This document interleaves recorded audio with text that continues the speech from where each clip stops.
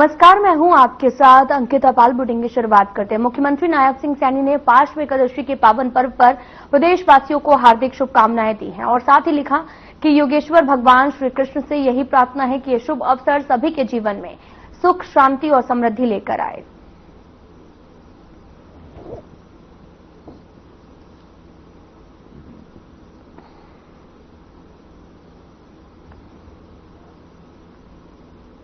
मुख्यमंत्री नायब सिंह सैनी 3 दिवसीय दिल्ली दौरे पर हैं और इसी बीच हरियाणा के पूर्व राज्यपाल बंडारू दत्तात्रेय दिल्ली के हरियाणा भवन पहुंचे, जहां उन्होंने सीएम नायब सिंह सैनी से मुलाकात की और साथ ही कई विषयों पर चर्चा भी की है।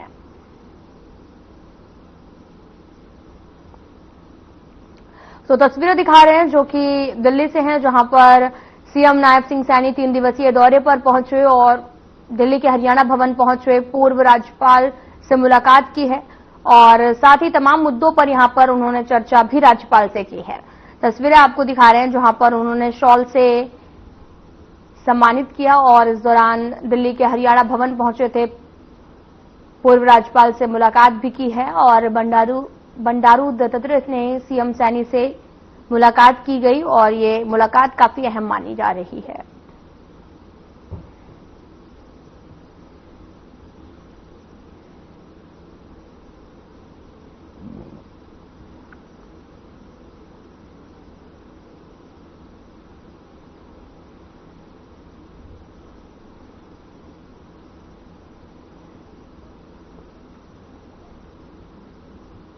राज्यसभा सांसद सुभाष बराला ने बुधवार को जाखल क्षेत्र के घग्गर और आसपास के गांवों का दौरा किया है और बारिश से बने जल भराव घग्गर नदी के जलस्तर का निरीक्षण किया और इस अवसर पर आपको बताते चले कि उन्होंने किसानों और ग्रामीणों से मुलाकात की, उनकी समस्याओं को सुना। सांसद ने ग्रामीणों को आश्वस्त भी किया है और साथ ही सांसद बराला ने कहा कि प्रशासनिक अधिकारी लगातार प्रभावित क्षेत्रों से डटे हुए हैं। राहत कार्य युद्ध स्तर पर चल रहा, जिन स्थानों पर जल भराव की स्थिति बनी हुई है।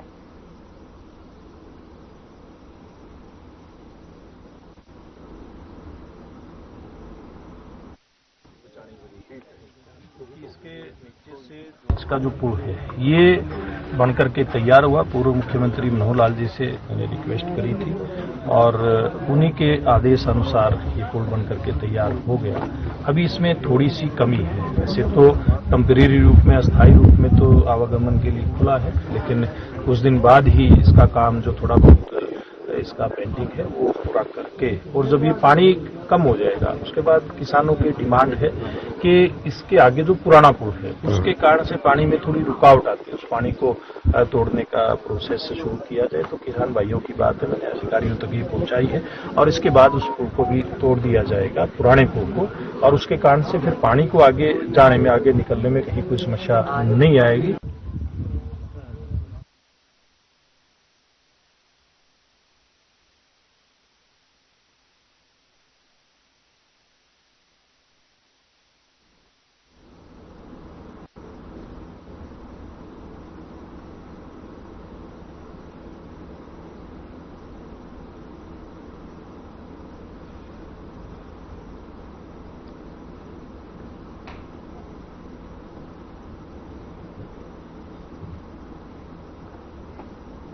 हथनीकुंड बैराज से लगातार पानी छोड़े जाने के बाद यमुना नदी उफान पर है। इसका सबसे ज्यादा असर यमुना किनारे बसे गांवों पर पड़ रहा है। इसमें मोहना, झांसा सहित कई गांव बाढ़ के खतरे से जूझ रहे हैं। स्थानीय किसानों का कहना है कि उनकी हजारों एकड़ जमीन इस समय पूरी तरीके से जलमग्न हो चुकी है। खेतों में खड़ी धान और अन्य खरीफ फसलें डूबने लगी, जिससे भारी नुकसान का अंदेशा है। गांव के किसानों से बातचीत की तो उन्होंने बताया कि हालात 2023 जैसी आपदा की तरीके ही हैं और खेत पूरी तरीके से खराब हो गए हैं। ग्रामीणों को घर छोड़कर सुरक्षित जगहों पर पलायन करना पड़ रहा। वहीं ग्रामीणों ने बताया कि इस बार भी खेतों में इतना पानी भर चुका है कि हमारी मेहनत पूरी तरीके से बर्बाद हो गई है। पिछले सालों की तरह हमें घर छोड़कर दूसरी जगह जाना पड़ रहा है।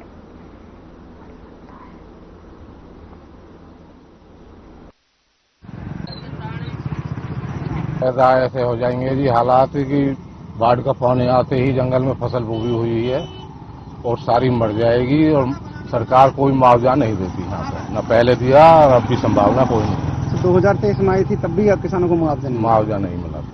तो कोठरे भी गिर गए थे उसमें ट्यूबवेलों के, तो कोई उम्मीद नहीं है सरकार से। यहाँ भैया बाढ़ बन जाएगी, किसानों का नुकसान हो जाएगा, जान मान का खतरा भी है। सभी से आग्रह है कि हाथ जोड़ के भैया अपने अपने घर जाओ। तो प्रशासन की तरफ से किस तरह से अलर्ट किया गया है? क्योंकि प्रशासन बोल के जा रहा है जी, प्रशासन बोल रहा है, सरपंच से बोला है, और हमारे स्कूलों में कैंप लगे हुए हैं, जिनको जाना वहां जाओ, उसके बाद साधन पे घर जाओ।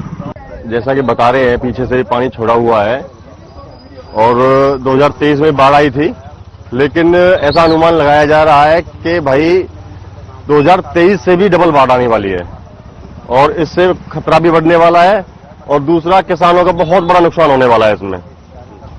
और मैं तो यही गुहार लगाऊंगा कि सरकार से कि जमींदार का उचित से उचित मुआवजा दिया जाए, क्योंकि किसान एक एकड़ में कम से कम 25 से 30 हजार रुपए खर्चा करता है, और खर्चा प्लस उसकी मजदूरी।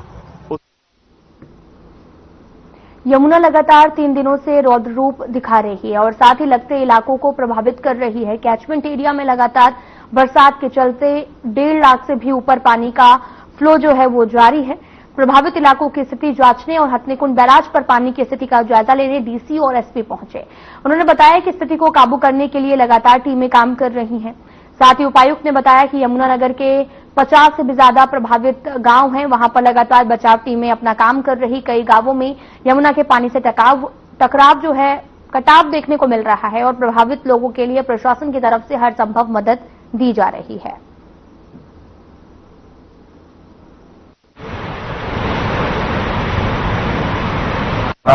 जैसे डीसी महोदय ने बताया कि इरिगेशन डिपार्टमेंट अपना काम कर रहा है और एक टुकड़ी एसडीआरएफ की जो अगर हमेशा ही इस बात की संभावना रहती है कि बाढ़ग्रस्त हो सकता है, तो पहले से यहाँ पे तैनात थी। तो एक 10 जवानों की टुकड़ी टापू कमान वहाँ पे तैनात थी।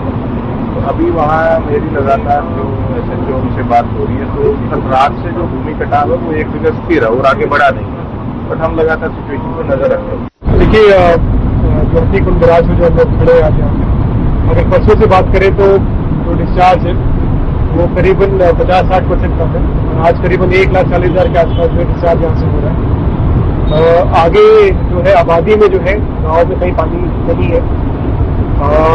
दूसरा, कई जगह जो है गाँव में जो समस्या आ रही है वो यमुना नदी के साथ जो है जो एरिया लगता है उसमें कटाव को लेकर है, तो कुछ गाँव में ये समस्या आ रही है। उसके लिए जो हमारे इरिगेशन विभाग हो गए, हमारे पंचायत हो गए, रेवेन्यू विभाग और बाकी जो महकमे हैं वो लगे हुए हैं।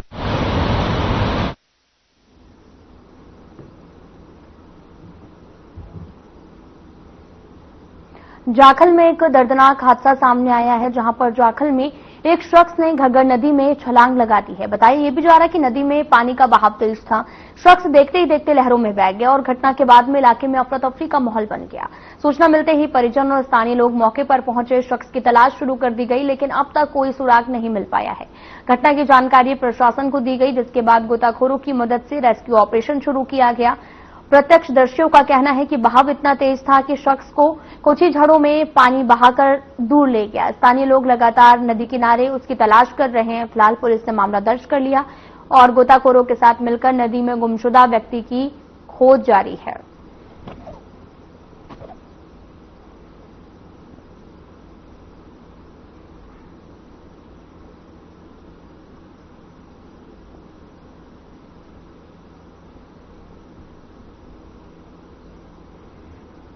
तो तस्वीरें आपको दिखा रहे हैं, जाखल से हैं, जहां पर किसी ने ये वीडियो को रिकॉर्ड किया है। गोताखोरों की मदद से खोज जारी है और साथ ही घग्गर नदी में अचानक से शख्स कूद गया, तेज बहाव से बहता हुआ काफी दूर तक निकल गया है। फिलहाल रेस्क्यू ऑपरेशन जारी है।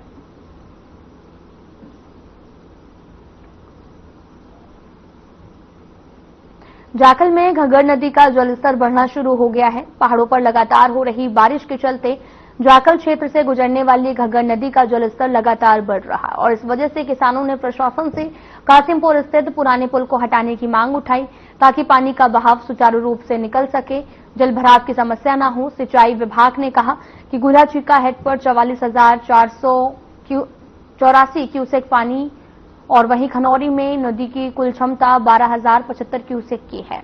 हालांकि हालात को देखते हुए नदी किनारे बसे किसान और लोगों को काफी ज्यादा चिंता है। जुलाई 2023 में आई बाढ़ से काफी ज्यादा नुकसान हुआ था।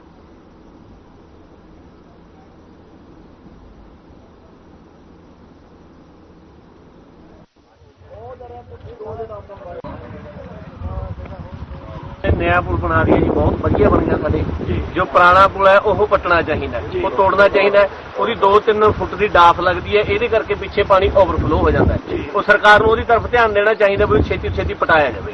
ਸਾਡੀ ਮੰਗ ਹੈ ਕਿਸਾਨਾਂ ਦੀ ਕਮ ਸੇ ਕਮ 15 ਪਿੰਡਾਂ ਦੀ। 15 ਪਿੰਡਾਂ। ਕੀ ਨਾਮ ਹੈ ਬਾਬੂ ਜੀ? ਰਮਨਦੀਪ ਸਿੰਘ। ਕਿਹੜਾ ਪਿੰਡ ਹੈ ਜੀ? ਜਾਖਲ ਜੀ। ਹੋਰ ਆ ਜਾਓ, ਤੁਸੀਂ ਵੀ ਆ ਜਾਓ ਪ੍ਰਧਾਨ ਜੀ। ਕੀ ਕਹਿਣਾ ਚਾਹੋਗੇ ਬਾਬਾ ਜੀ? ਤੁਸੀਂ ਤਾਂ ਜ਼ਰੂਰ ਆ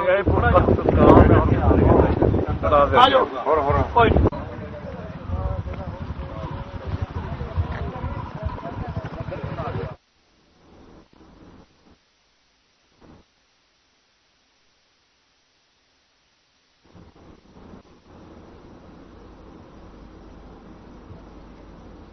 जिले के हरफला गांव के लोग इन दिनों बरसात के पानी से बेहद परेशान हैं। गांव में जल निकासी की सुविधा पूरी तरीके से ठप हो चुकी है, जिससे पूरे गांव में भारी जलभराव की स्थिति बनी हुई है। किसानों की फसलें बर्बाद हो गई हैं और कई घरों में पानी घुस चुका है। ग्रामीणों का कहना है कि जब से मुंबई वडोदरा एक्सप्रेसवे का निर्माण हुआ है, तब से गांव की जल निकासी व्यवस्था पूरी तरीके से बाधित हो गई है। हाईवे के निर्माण से पहले गांव में पानी की निकासी के लिए रास्ते थे, लेकिन अब पूरी तरीके से बंद हो गए हैं। इसके चलते बरसात के मौसम में गांव तालाब में तब्दील हो गया है। साथ ही उनका कहना है कि वे कई बार प्रशासन और संबंधित विभागों से शिकायत कर चुके हैं, लेकिन अभी तक कोई भी सुनवाई नहीं हुई।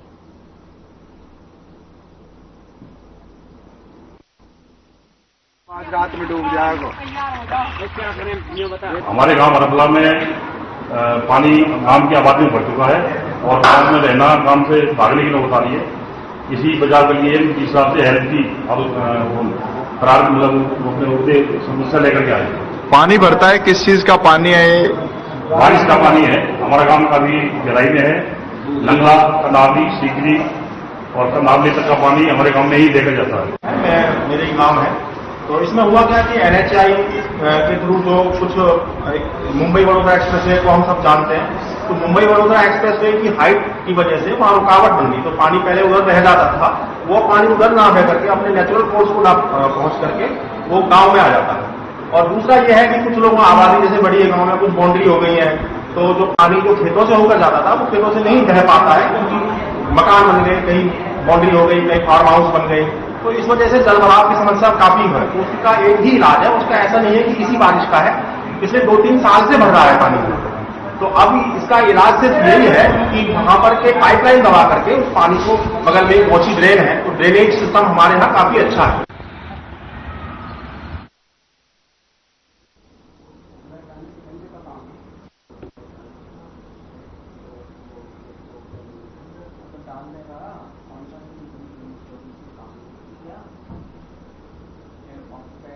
फिलहाल यहां रुकते हैं एक छोटे से ब्रेक के लिए।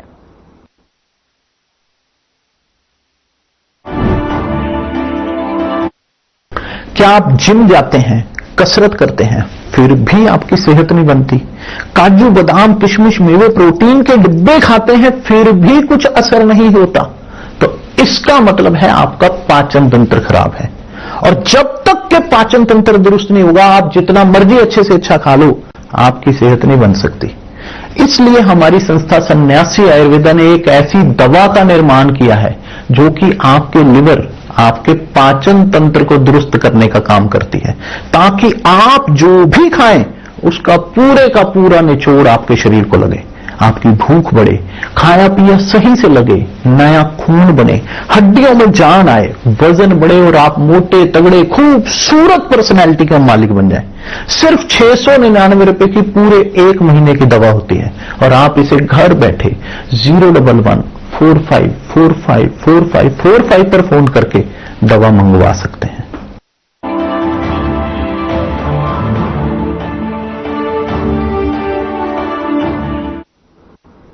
ब्रेक के बाद स्वागत है आप सभी का। रुख करते हैं खबरों की तरफ। पलवल जिला उपायुक्त हरीश वशिष्ठ ने जो है हर खबर हरियाणा चैनल के संवाददाता प्रवीण आहूजा को जानकारी देते हुए बताया कि यमुना का जल स्तर लगातार रौद्र रूप धारण कर रहा, वहीं लगातार जल की बढ़ोतरी के कारण फसल भी खराब होने लगी है। तमाम लोगों को यहां से हटा दिया गया है और हटाए हुए सभी लोगों के आसपास के ऊंचे इलाकों में रहने और खाने पीने की व्यवस्था की जा रही है।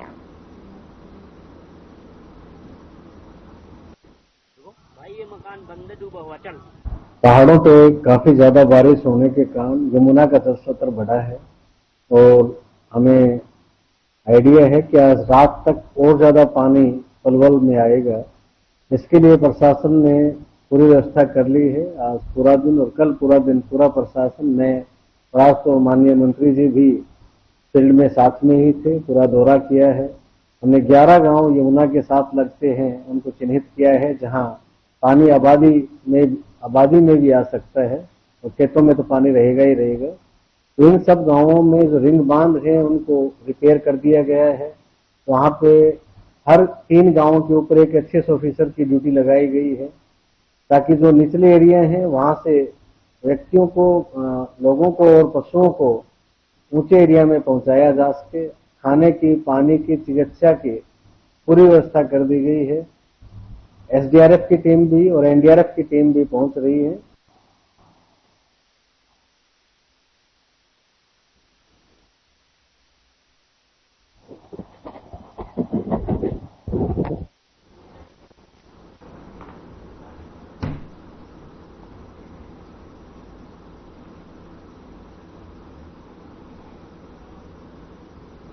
चंडीगढ़ में सरकार ने नए स्टोन क्रशर की स्थापना को लेकर दिशा निर्देश जारी किए हैं।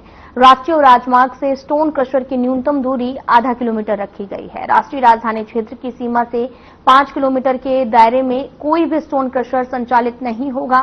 सरकार ने यह स्पष्ट किया है कि एक ही जिले में नगर निगम सीमा से 2 किलोमीटर दूर की स्टैंड स्टोन क्रशर खोला जा सकता है, जबकि नगर पालिका और नगर परिषद की सीमा से न्यूनतम 1 किलोमीटर की दूरी पर इसकी अनुमति होगी। जिन गांवों की फिरनी निश्चित नहीं है वहां देय आबादी राजस्व रिकॉर्ड के आधार पर तय की जाएगी।